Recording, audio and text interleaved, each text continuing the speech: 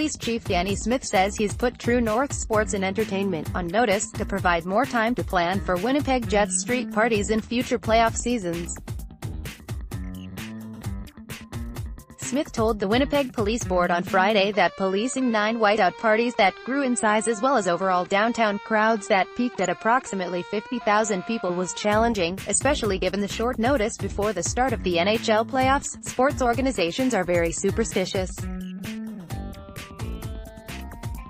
They didn't bring this as an event until 4 or 5 days before the playoffs, Smyth told the police board. I don't want ever to do that again in the sense of planning something with such short amount of time.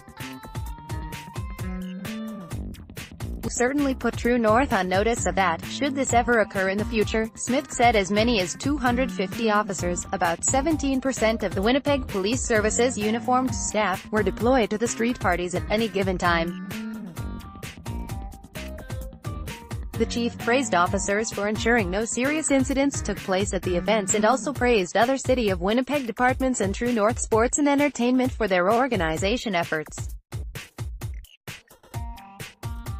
Whiteout parties nudged police overtime into the red following the meeting. Smyth clarified that True North understands what is meant by being placed on notice. I don't want to make that sound too harsh because True North has already acknowledged as a result of this playoff run that they certainly won't wait until 4 days before the playoffs start again to plan this. Smyth told reporters outside the mayor's office, if we were to see ourselves to do something similar in another year, we would begin that planning process with them months in advance, not days in advance. It will be a challenge for us for the balance of the year now. Police Chief Danny Smyth. True North said they will respond to the chief's comments, which echo statements made earlier this week by Mayor Brian Bowman about how professional sports organizations are afraid to jinx their playoff chances. I think it would be important if someone that they designate someone that can step outside of those superstitions and actually help plan an event like that, Smyth said. The police chief also quantified the cost of police overtime during the whiteout parties at $788,000. That figure is one factor in a projected Winnipeg Police Service budget overrun of $4.5 million this year. Other factors include lower traffic enforcement revenue and higher pension costs. Police and fire paramedic services face early year budget woes. It will be a challenge for us for the balance of the year now, Smyth said, declining to opine on the question of who should pay for the police overtime at the street parties. We are dealing with some things that have put our budget out of whack now.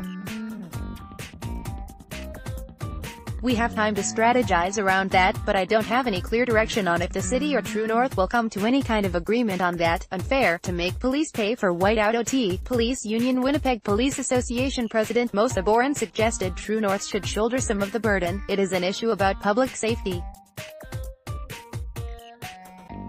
However, I think a lot of revenues were made by a particular organization within the city and I think it should be a shared endeavor. Saborin said, it's unfair for it to come completely out of the police budget, which